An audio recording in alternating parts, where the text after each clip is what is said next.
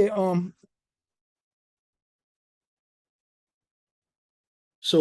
I wanted to say thanks. Thanks for your time here on the Prison Promise podcast.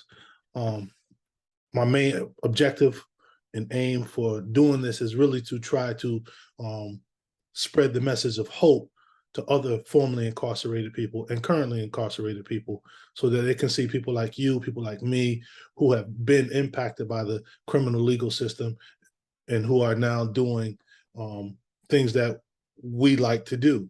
We're living a life of promise. It may not be the next person's promise, but it's our promise. And so um, that's why I invited you. I saw you on LinkedIn. I saw some of the things you were doing, saw that you were just as impacted. And I said, this brother's story would probably be great to share with our listeners. So once again, thank you, Brother Divine, for your time. absolutely, King. Thanks for having me, man. Most appreciated. No doubt. So if we could just jump right in, I'd like to invite you to perhaps tell the listeners a little bit about who you are, where you're from, and perhaps how much time you did behind the wall. Yeah. I'm Divine. Born and raised in a middle class life, early childhood in Newport, Rhode Island. Eventually was transplanted to Brooklyn, NYC. Came like a second home. But prior to that, around 10 years old, I lost my mom's little situation. She had like a mental and emotional breakdown. She didn't pass away, but I just lost that motherhood. And about 13 years old, she became addicted to crack cocaine um during the early 80s crack epidemic that plagued urban communities throughout the US. Yeah. And I became a victim of that war on drugs, if you would. So by 13, I'm in the streets hustling. And because I was raised middle class, my intelligence compared to my peers was, above average. And I moved very, very swift, and I was very, very mature for my age. Yeah. Anyway, that led to me becoming very, very good in the drug trade. Mm-hmm. And by 19 years old, the federal government came in.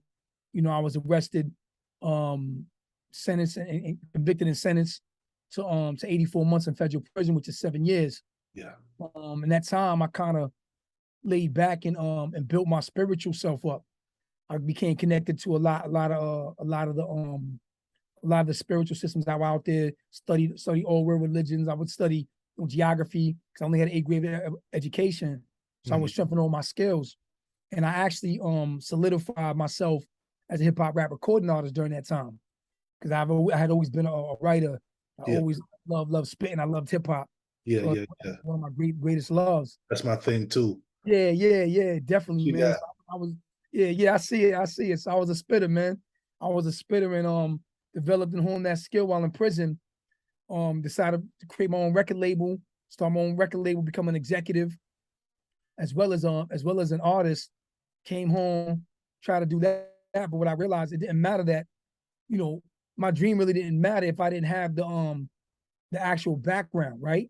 The formal background of a record executive, a record label executive rather. And I didn't have the good credit. And these things were my barriers to entry, if you would. It Yeah. didn't matter. I had mastered the whole music game, Mm-hmm. reading and studying. Right. I didn't have a piece of paper and a plaque The to credentials. that, or to give people the confidence that I could perform at a high level, Mm-hmm. or that I was worthy of a bank loan or any type of thing of that nature. So I went back to the streets, and that led to negative psychological psycho-recidivism, man, and me going in and out of prison. So that's kind of like the beginning of my situation. If I like to break my life up into three type of major events that happen. Mm-hmm. I just told you the from crack part, and Right. then the to rap part. You know what I'm saying? From crack to rap, and then the third piece of the major event that happened in my life was like about 10 years ago. And we can dig into that as well. But that's kind of like the basis of who I was. The trials and tribulations I was dealing with as somebody that was formerly incarcerated, system impacted. Yeah. And I wouldn't be able to release myself from that cycle of recidivism, Mm-hmm. the next 20 years, man.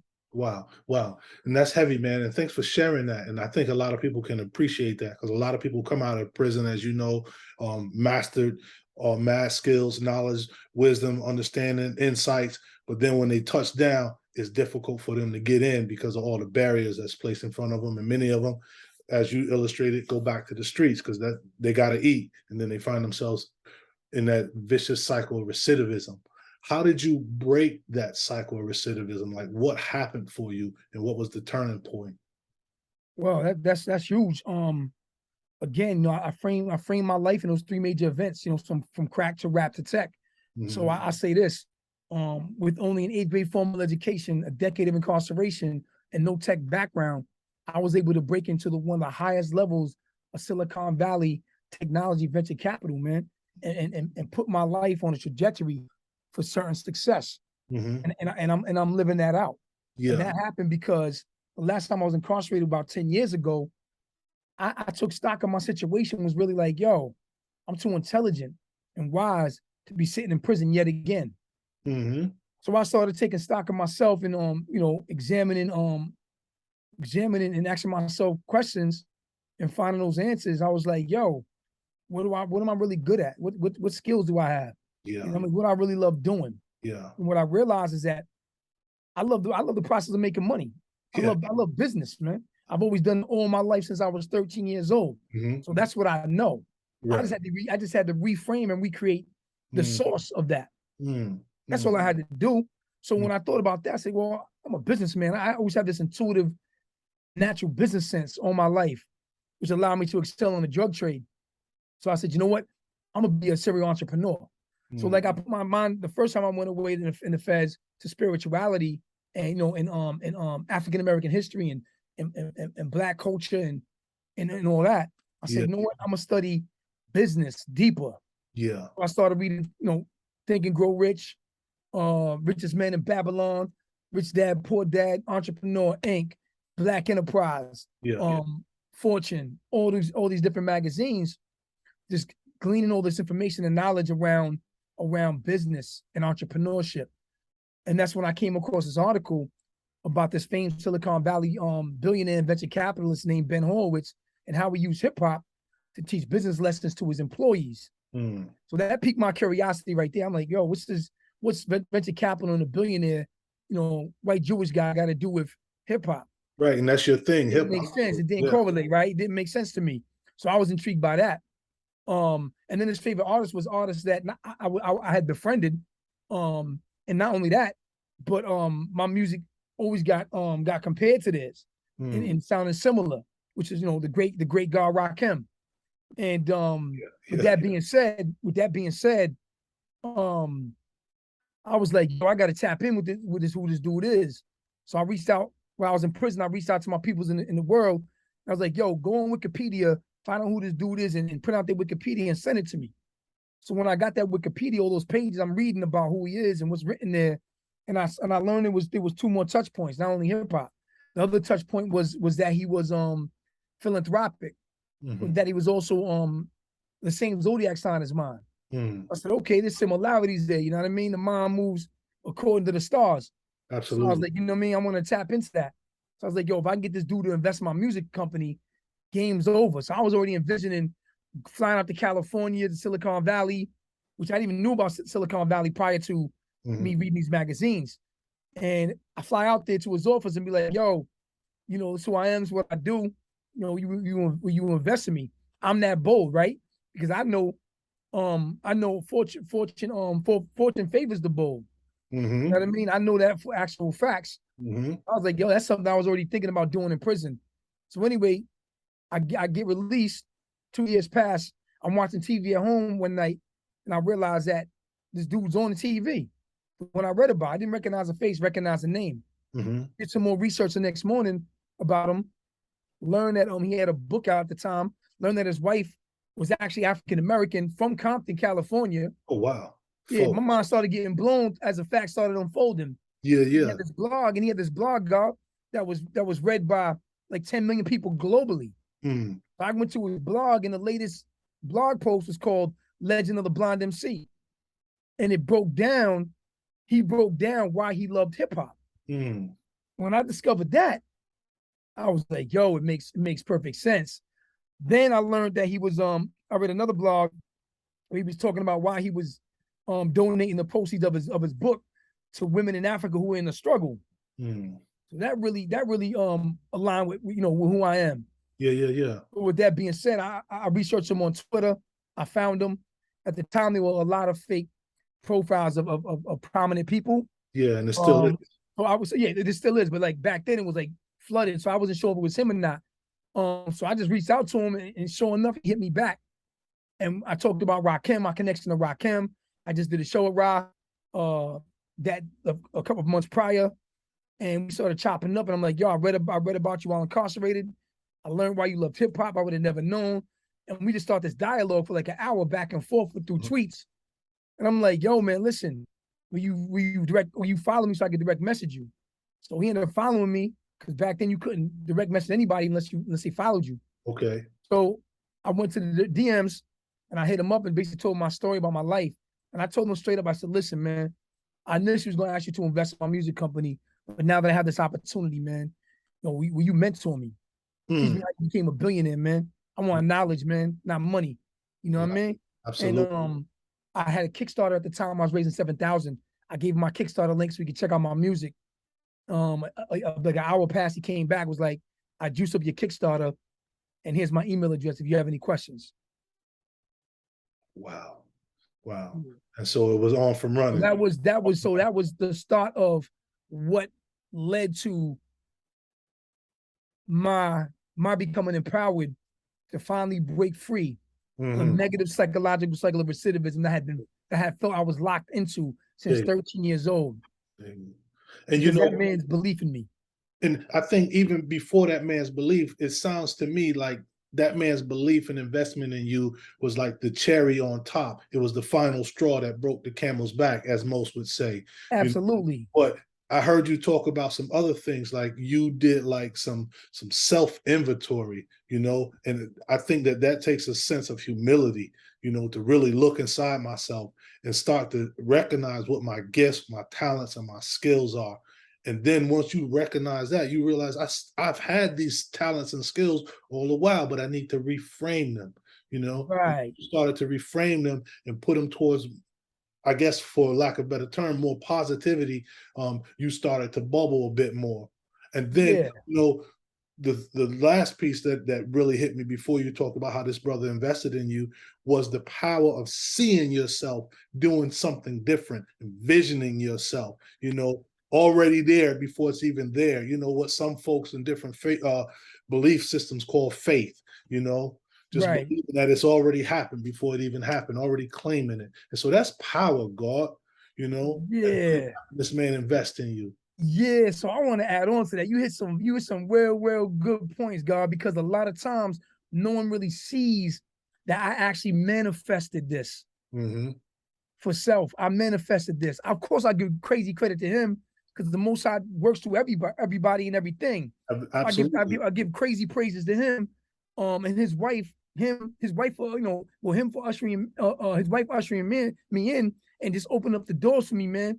And making it happen. Him open up the doors for me and his wife ushering me in, because they both played a significant part in my transformation, in my adding on and building. Because when I was sitting in prison taking stock of myself and that internal reflection, the introspection, I realized that like I really didn't have a trade skill. I didn't really have a work history. My work was in the streets putting it in. Yeah. You know what I'm saying? I was really good at that.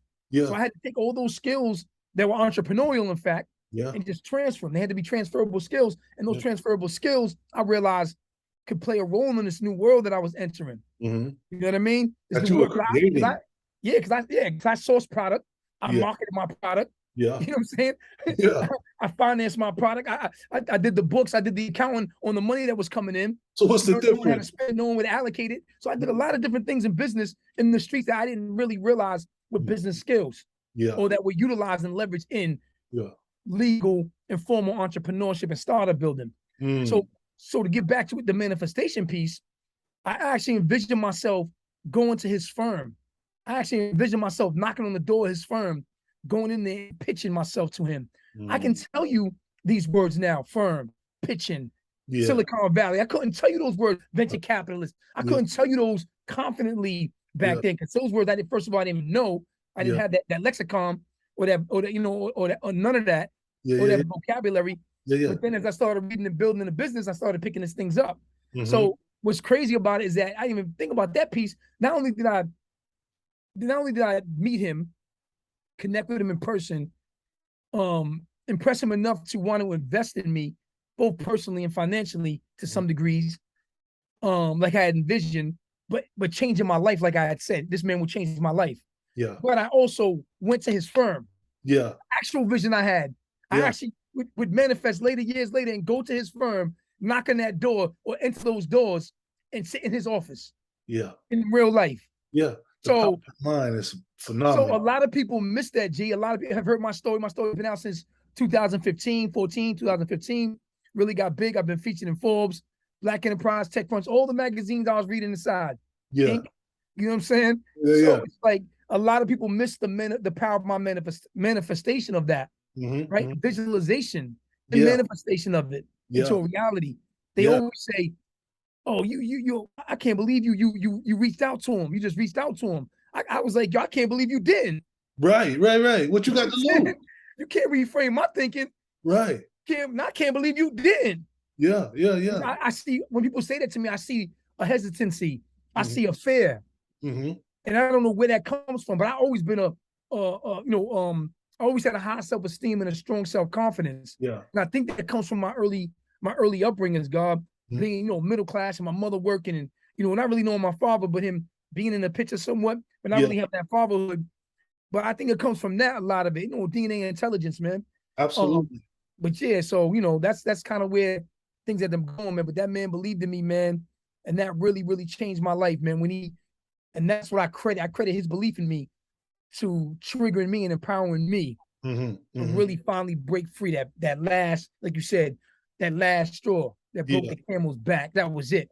He believed in me and I went for it, man. Mathematics. That's beautiful. So what are you doing nowadays, man? Like what is like your business and what is your life today? Yeah. I like to say I'm a bona fide entrepreneur legally, you know what I'm saying? Yeah. I've been building up my formal entrepreneurship and startup building skills over the last 8 years since meeting Ben. After I met Ben, I started my first financial technology company. Knew nothing about technology, especially nothing about financial technology, which is the most regulated space in technology. But I leaped in, man. Took a leap of faith, and I went for it. I just felt empowered because I wanted to make and have social impact for my community, man. So I started ideating a product in the financial technology space. And my company back then was called Black FinTech. And Black stood for Building Leverage Acquiring Knowledge. It was an acronym. Building Leverage Acquiring Knowledge. And that was really based on really more than a word. It was more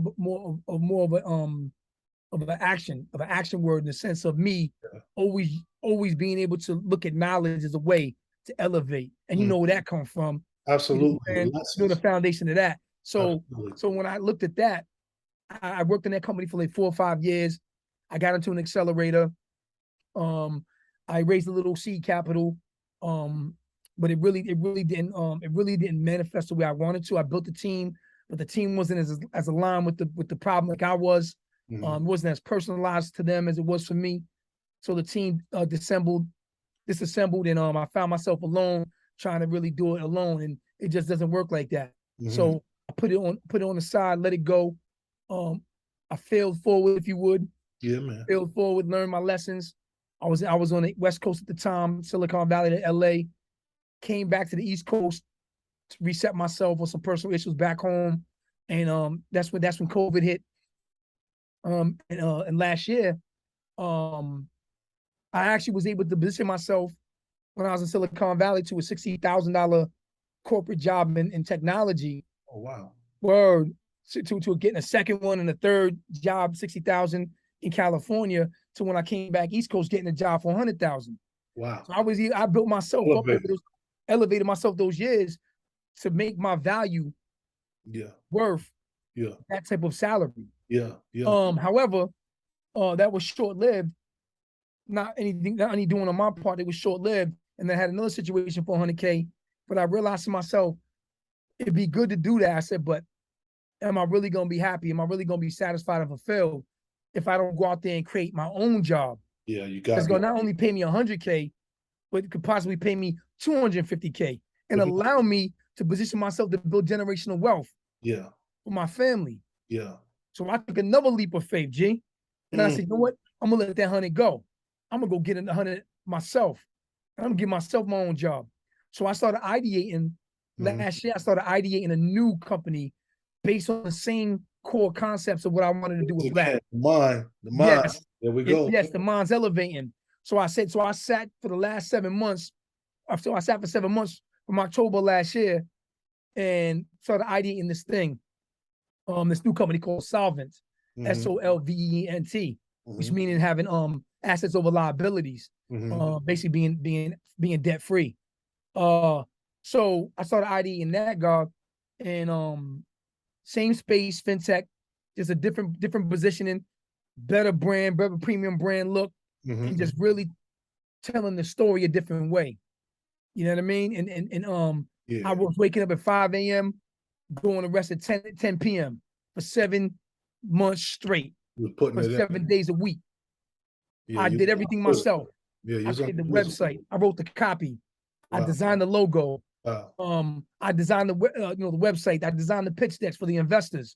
I did it all. And then an opportunity came. So you know what they say, luck is, God. You know what I'm saying? Preparation meets opportunity, as you know, right? So my time came when my preparation met the opportunity.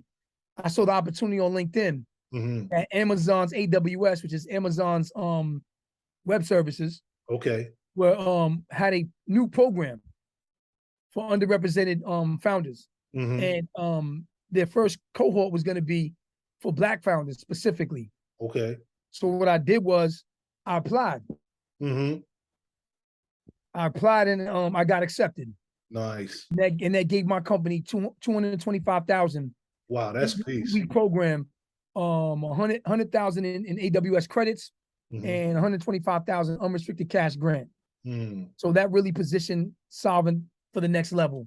Okay. And that's where we're at now, just coming out of that accelerator. And how long you been doing this? Say it again. How long have you been doing this? I started working on Solvent, like I said, the idea last year around October. We incorporated in February of 2022. Okay. We got into this program in March. Okay. Yeah. It was in March, April. I think it was March, April. I can't remember the exact date, but yeah, I think it was the end of March. This is beautiful. And one of the things I remember you saying is you didn't have a formal high school education. So, some people think that if you have degrees or if you have credentials, that means you're qualified. Sometimes some of the most educated people are the most foolish. And some of the people who don't have these paperworks are the most brilliant. As you and I know, there's a lot of brilliant brothers in the streets, a lot of brilliant brothers and sisters in the penitentiaries. And a lot of times all we lacking is belief in ourselves and access. You hit it right on the head, God. So I want to dig a little into what Solvent really is, so the listeners will understand what it is and what we're doing. So Solvent is a financial empowerment, or an all-in-one financial empowerment, financial empowerment wealth building platform, specifically for the system impacted to optimize their financial lives. And when I say system impacted, generally most people think incarceration, but we actually redefining that. And we broke it up into 4 segments. Okay. So it's the social economically disadvantaged, the formerly incarcerated, the family, friends, and loved ones of the formerly incarcerated, endo incarcerated, and the incarcerated. So we touch on individuals who are impacted by the system, because we know the system has a much wider reach than just incarceration, mass incarceration, recidivism. We can look at poverty. We can look at systemic barriers. Such as systemic racism and social injustice and inequality. Poor schools. We could look at financial exclusion. We could look at lack of home ownership. And these different systems that keep us out of being able to really build financial empowerment. So that system is really broad. Exactly. Impacted. Exactly. So when I look at that, and that's why we use the term system impacted. We just don't say formerly incarcerated. Right. That's only one piece of the system impacted. Right. But anyway, so our platform, we build these personal financial and banking tools, products, and services, including financial literacy and entrepreneurship education for financial empowerment and wealth building. And I like that you mentioned a word. You said damn, I forgot the word you mentioned, but it's really a system I've built. A system for change. a systems for systems change, right?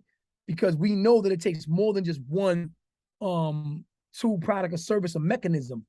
You know what I mean? Action Collaborative. to achieve financial empowerment and wealth building. Yeah. Right. And that's what you said, the access. And so we base this, G, we base this on 6 key mechanisms, 6 key psychological mechanisms. Oh. 1 is access. I'm sorry, 1 is awareness. 2 is access, like you said. Yeah. 3 is opportunity. 4 is mentorship. 5 is frameworks. And 6 is pathways. Pathways and access and pathways, those sound almost synonymous. Yes.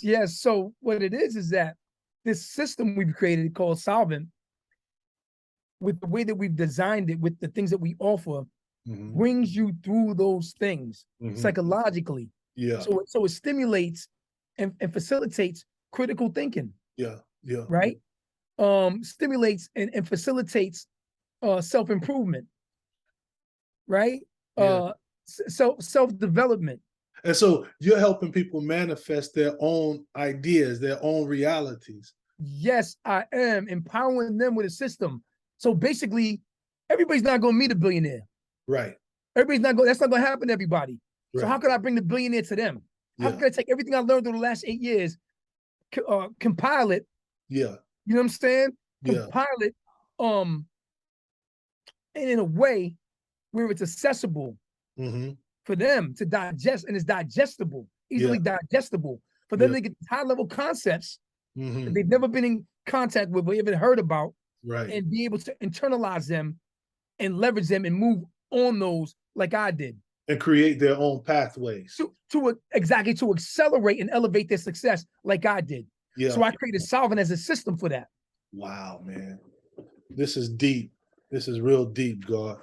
So tell me this, man, as we're starting to come towards the end of our discussion, what are some key insights you would share with another brother or sister who is system impacted, be they coming out of the penitentiary or working their way through poverty or overcoming an addiction?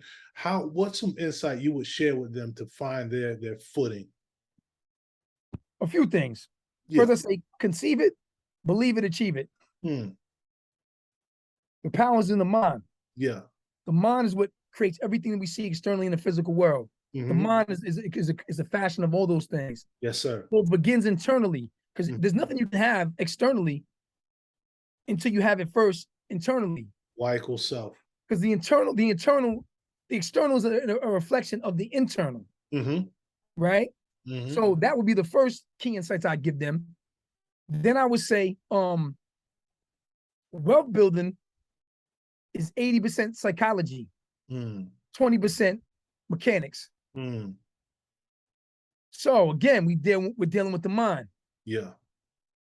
We're dealing with self-development, self-improvement. Yeah. Right? For someone to put themselves on a path towards accelerated and elevated success. Yeah. And then I would say believe in self.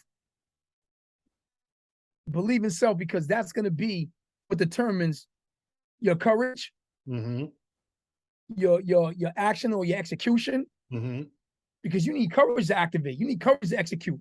Absolutely. Because if you don't believe in yourself, you're setting yourself up for failure. You're your own blockage or barrier to your success. Yeah. Like, you know what I'm saying? Everything you want is on the other side of fear. Everything you want is on the other side of discipline.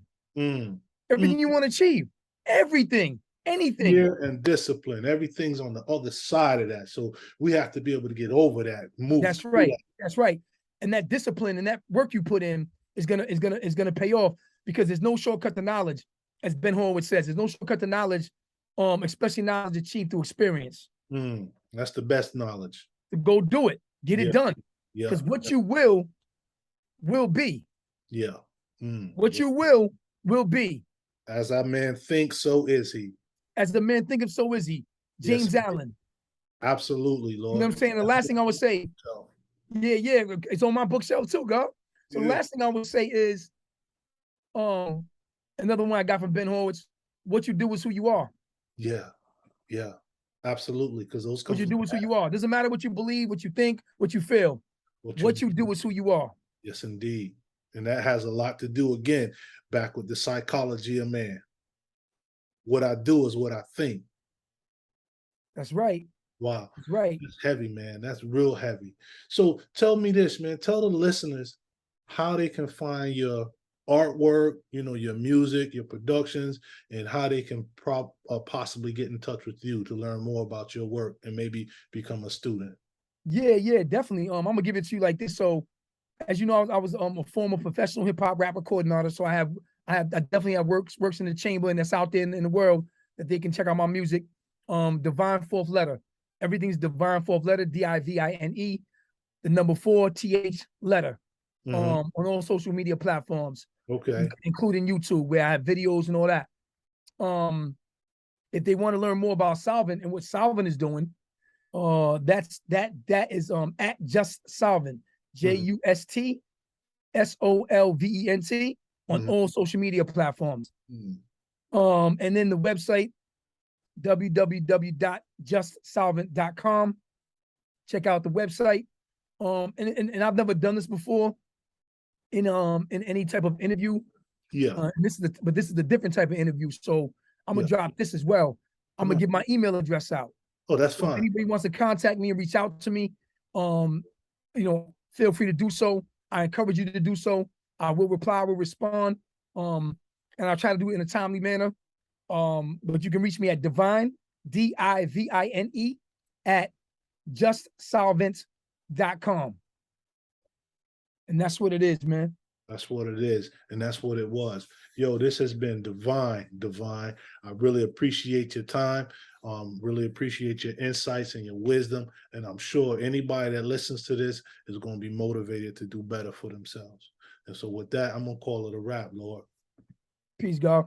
Peace. I'll be in touch. Yes, sir. All right. 100. Well.